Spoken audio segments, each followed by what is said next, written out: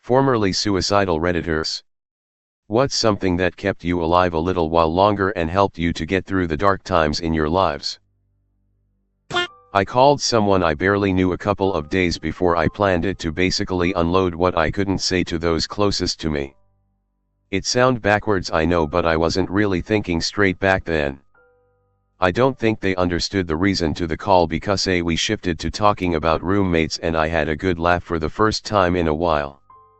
I decided after we hung up that if a stranger could make me smile that I wanted to try to meet those who could make me happier and hopefully be that person for someone else.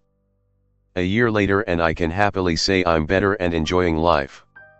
I found that the only real person though that can make me happy was myself. I just needed to give him a chance. That person that I originally called. I am still in contact with them but haven't told them how much they helped me that day yet, mostly out of being nervous, lol. I hope to repay them though with never leaving their side because they came to mine without even realizing it and I am forever grateful. My advice to anyone making this far, my response lol is it doesn't cost you anything to listen and be nice. Someday you may help someone more than you will ever realize. My cat found me in the bush in the back of my house at 3 a.m. and wouldn't leave me alone. She head-butted me and rubbed into my legs as I stood there with the knife trying to get her to away.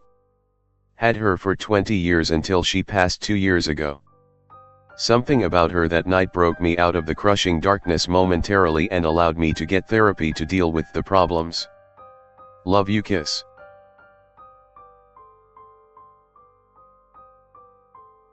The few friends who still stayed in contact with me. They were the small glimmer of light who kept me in this world. For me it was my nieces.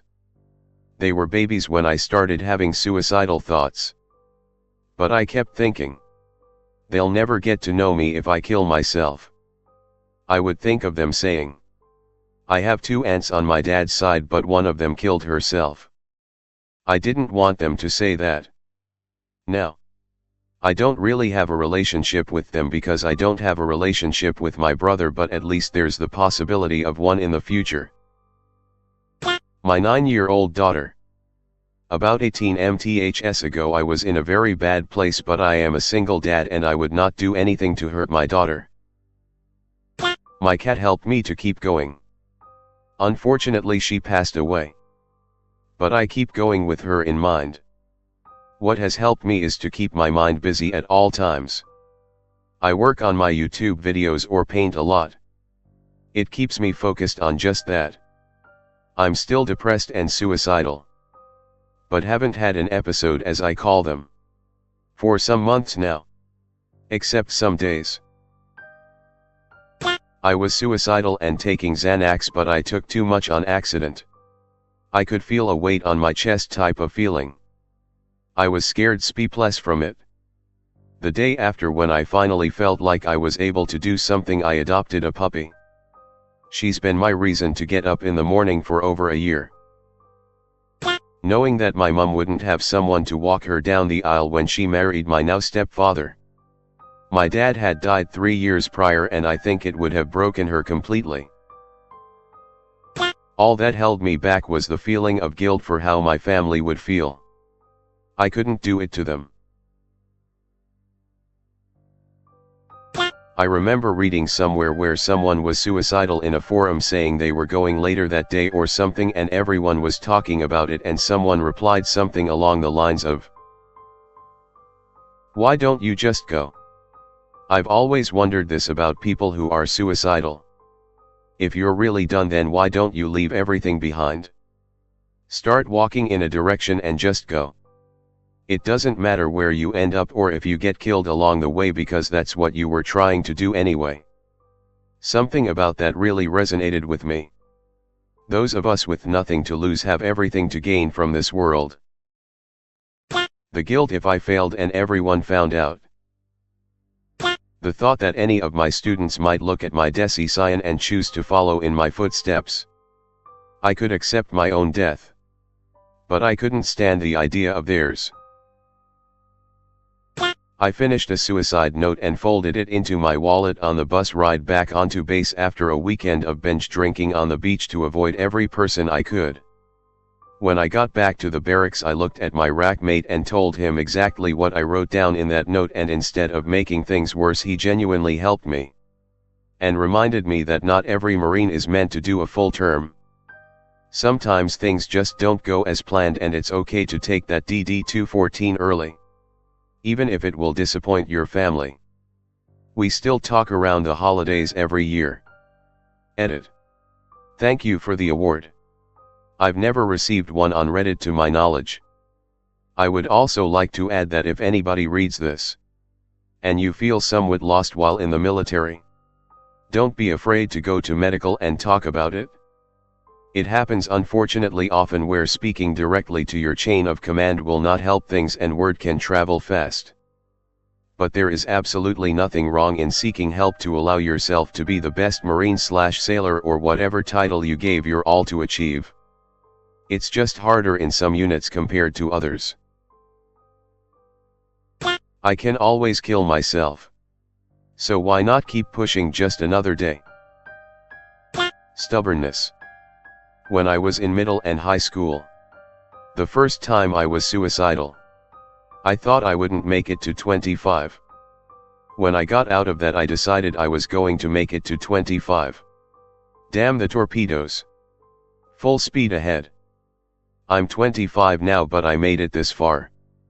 If the mental illness wants me dead so badly it needs to shut down my organs and kill me its damn self. Because I'm not going anywhere. Also, my pets. I don't want to be without my pets. They were the only things that made me happy. And even when I didn't feel like anyone else loved me, I knew they did. I don't understand how you guys do it. I can barely hold on anymore. I couldn't leave my dog. A hug from a friend that lasted just a little longer than normal. It let me know that someone cared about me and was willing to invest in me more than just the minimum. It gave me the tiniest spark of hope where there had been none. Sometimes it's the small things that matter most.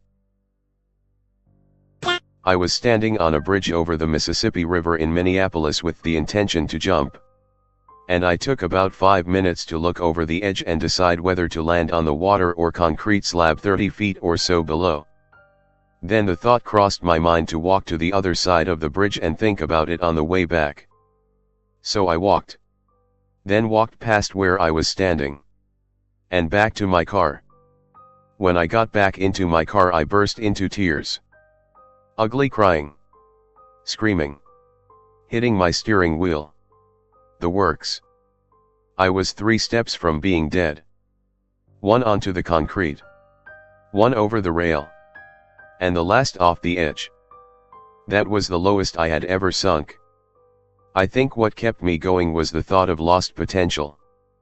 I was working a monotonous job that didn't challenge me. Had no friends.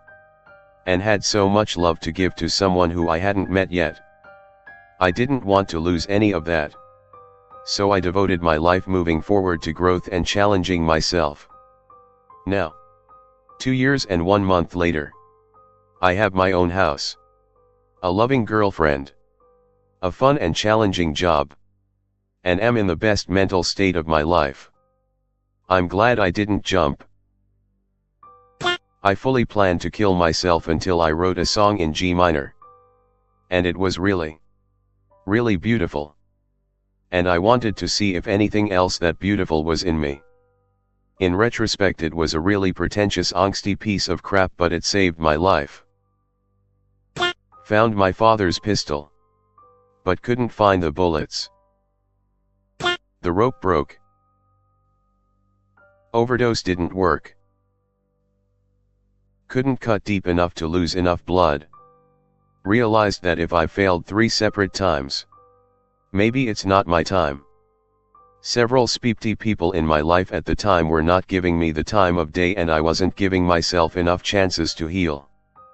Got help. Got rid of all the toxic people in my life who were causing me hurt and pain. Met someone who rocked my world and made me want to be a better version of myself. I'm still healing and learning. But you never really stop doing that. Kia kaha everyone. There was a page online that talked me down and convinced me to give it 24 hours. So I made a deal with the devil. Fortunately I felt less speepty once the time was